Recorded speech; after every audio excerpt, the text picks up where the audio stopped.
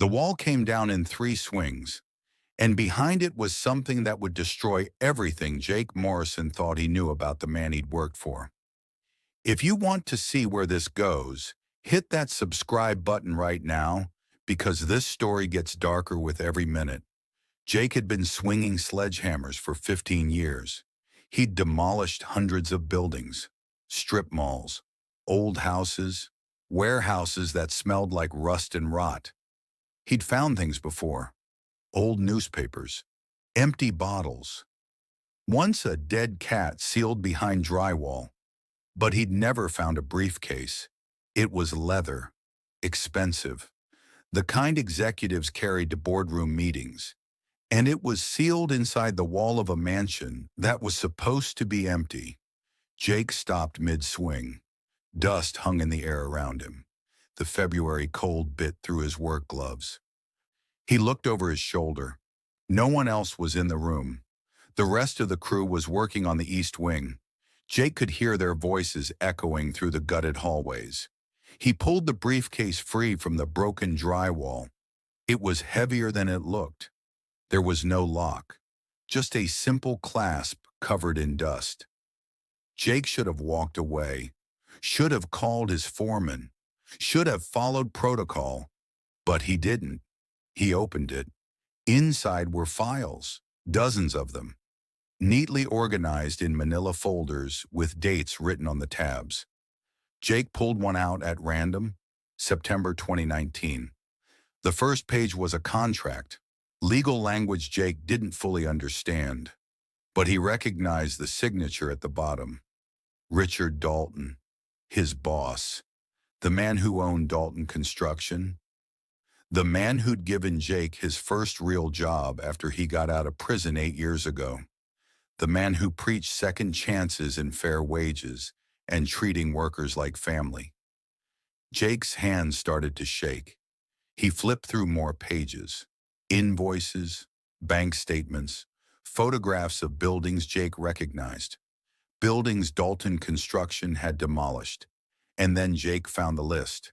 It was typed, single-spaced, names and dates going back 12 years. Jake scanned the names. His heart was pounding now. He recognized some of them. Former crew members. Men who'd worked for Dalton and then disappeared.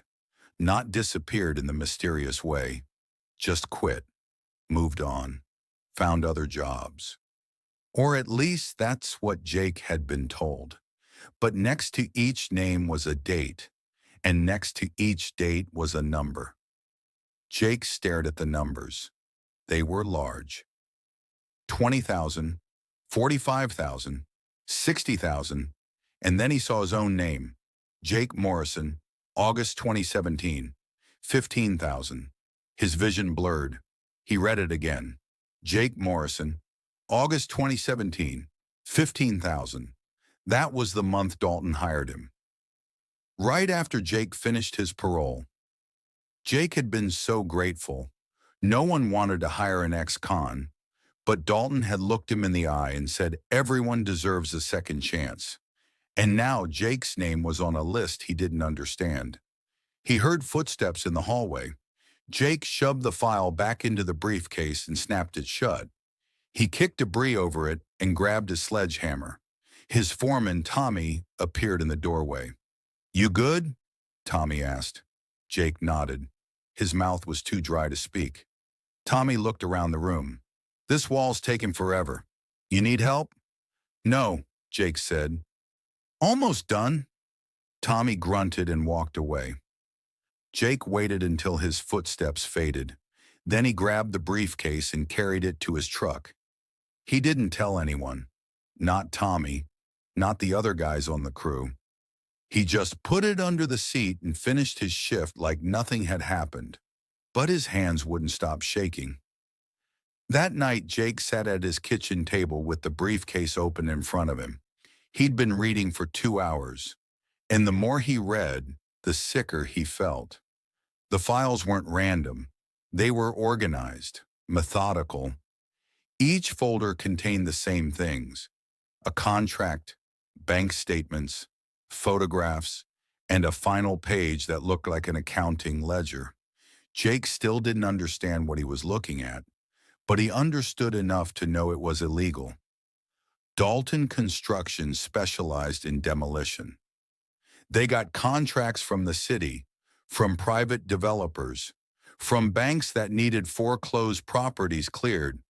But according to these files, Dalton was doing something else. He was billing for work that was never done, claiming crews of 15 when only 8 men showed up, reporting materials that were never purchased, and the money he saved was going somewhere.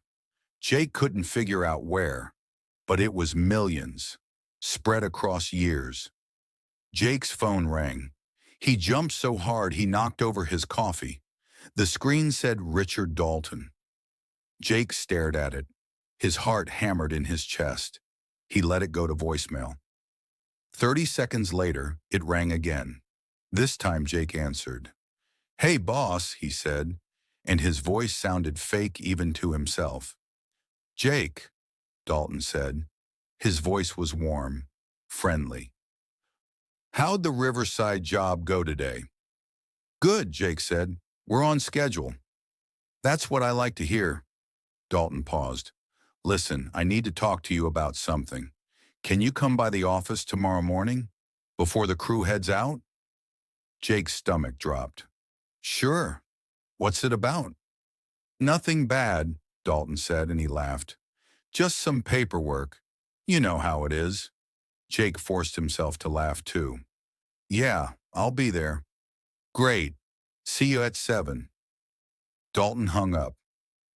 Jake sat in the silence of his kitchen. The briefcase was still open on the table. His name was still on that list. He didn't sleep that night. The next morning, Jake drove to Dalton's office. It was in a strip mall on the edge of town, sandwiched between a pawn shop and a tax preparation service. The lights were on inside. Dalton's truck was parked out front. Jake sat in his car for 5 minutes trying to decide what to do. He could turn around, pretend he forgot, call in sick, but that would only delay the inevitable. He grabbed the briefcase from under his seat, locked his truck, walked inside. Dalton was sitting at his desk. He looked up when Jake entered and smiled. "Morning," Dalton said. "Coffee?" "No thanks," Jake said. Dalton gestured to the chair across from him. "Sit." Jake sat. He kept the briefcase on his lap. Dalton leaned back in his chair. He was a big man, broad shoulders, thick hands, the kind of man who'd spent years doing the work before he started running the business. "So," Dalton said, "I wanted to talk to you about your future with the company." Jake's grip tightened on the briefcase. "My future?" "Yeah," Dalton smiled. "You've been with me for 8 years now. You're one of my best guys, reliable, hard-working. I'm thinking about promoting you to crew lead. More responsibility, better pay." Jake didn't say anything. Dalton's smile faded slightly. "You don't seem excited." "I am," Jake said. "I just wasn't expecting it." "Well, you should have been," Dalton said. "You've earned it." He paused. "There is one thing, though. Crew leads have access to certain information. Payroll, contracts, that kind of thing. So I need to know I can trust you." Jake's heart was pounding so hard he thought Dalton could hear it. "You can trust me," Jake said. Dalton studied him for a long moment. Then he nodded. "Good. Because trust is everything in this business. You understand that, right?" "Yeah," Jake said. "Good." Dalton stood, extended his hand. "Welcome to the team, Jake." Jake stood too. He shook Dalton's hand, and then he set the briefcase on the desk. Dalton looked at it. His smile disappeared. "Where did you find that?" he asked quietly. "Riverside House," Jake said, "behind a wall in the master bedroom." Dalton didn't move. He just stared at the briefcase like it was a bomb. "Did you open it?" he asked. Jake nodded. Dalton's jaw tightened. And? I read the files, Jake said. I saw the list. I saw my name. Dalton let out a slow breath. He sat back down, ran a hand through his hair. For a long moment, neither of them spoke. Then Dalton laughed. It was a bitter, humorless sound. You weren't supposed to find that, he said. What is it? Jake asked. Dalton looked at him. Insurance. Insurance for what? For people like you, Dalton said. Ex-cons. Desperate men who need work and can't afford to ask questions. I keep records on everyone I hire, background checks, pay stubs, anything I might need if they ever become a problem. Jake felt cold. A problem? Yeah, Dalton said. You know how many guys I've hired over the years who've tried to screw me, steal from me, report me to the labor board? Too many. So I started keeping insurance. Something to remind them that I gave them a chance when no one else would, that I could take that chance away just as easily. Jake's hands clenched into fists. You've been blackmailing people? I prefer to think of it as protection, Dalton said, but call it whatever you want. And the money? Jake asked. The fake invoices? The overbilling? Dalton shrugged. That's just business, Jake. Everyone does it. You think the big companies play by the rules? They don't, and neither do I. That's how you survive. Jake stared at him. This man who'd given him a job, who'd told him everyone deserves a second chance. This man was a liar, a thief, a predator who targeted vulnerable people and exploited them. I'm going to the police, Jake said. Dalton's expression hardened. No, you're not. Watch me. Jake. Dalton's voice was sharp now. Think about what you're doing. You go to the police with this, and it won't just be me who goes down. It'll be you too. Your name is in those files. You think they'll believe you didn't know what was happening? You think they'll care that you're just a worker? Jake's stomach twisted. I didn't do anything wrong. Doesn't matter, Dalton said. You're a convicted felon. I'm a respected businessman. Who do you think they'll believe? He leaned forward. And even if they do believe you, you'll lose your job, your reputation, any chance you have at a normal life. Is that really worth it? Jake didn't answer. Because Dalton was right. The system had never been fair to people like Jake. And it never would be. But that didn't mean he had to let Dalton win. Jake picked up the briefcase. I'm keeping this. Dalton stood. Jake? I'm keeping it, Jake repeated. And if you ever come after me, or threaten me, or try to use any of that insurance against me, I'll make sure every file in here gets sent to the FBI. You understand? Dalton's face turned red. You're making a mistake. Maybe, Jake said, but it's my mistake to make. He walked out. His hands were shaking again. His heart was racing. But he felt something else too. Relief. For the first time in 8 years, he wasn't afraid of Richard Dalton. Jake drove straight to a lawyer's office. A woman named Patricia Chen, who specialized in whistleblower cases. He told her everything, showed her the files. Patricia listened, took notes, asked questions.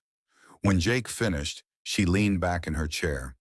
This is big, she said, really big. If even half of this is true, Dalton's looking at federal charges, fraud, racketeering, maybe more.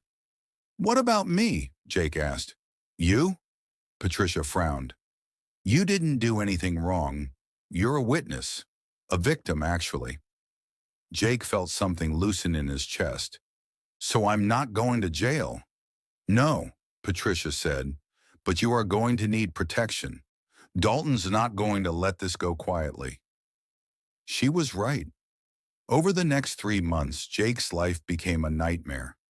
Dalton hired lawyers, private investigators. He tried to discredit Jake, claimed he was lying, that he'd stolen the briefcase to extort money. But Patricia was good, and the files were irrefutable. In the end, Dalton was arrested, charged with 19 counts of fraud and embezzlement. The trial lasted 6 weeks, Jake testified. So did 12 other former employees who'd been blackmailed or exploited. Dalton was found guilty on all counts, sentenced to 12 years in federal prison. Jake watched from the gallery as they led him away in handcuffs. Dalton looked at him once. His expression was pure hatred, but Jake didn't look away, because he'd won, not because he was stronger or smarter or braver, but because he'd chosen to do the right thing even when it was terrifying. A year later, Jake started his own construction company, small, honest, built on the principles Dalton had preached but never practiced. He hired ex-cons, people who needed second chances, and he treated them the way he wished he'd been treated. Because sometimes the best revenge isn't destroying the person who hurt you. It's becoming everything they pretended to be. If this story inspired you, please like this video and subscribe for more incredible true stories about courage and justice. Share this with someone who needs to hear that doing the right thing is always worth it. Drop a comment below telling us about a time you stood up for what was right, even when it was hard. Your story matters,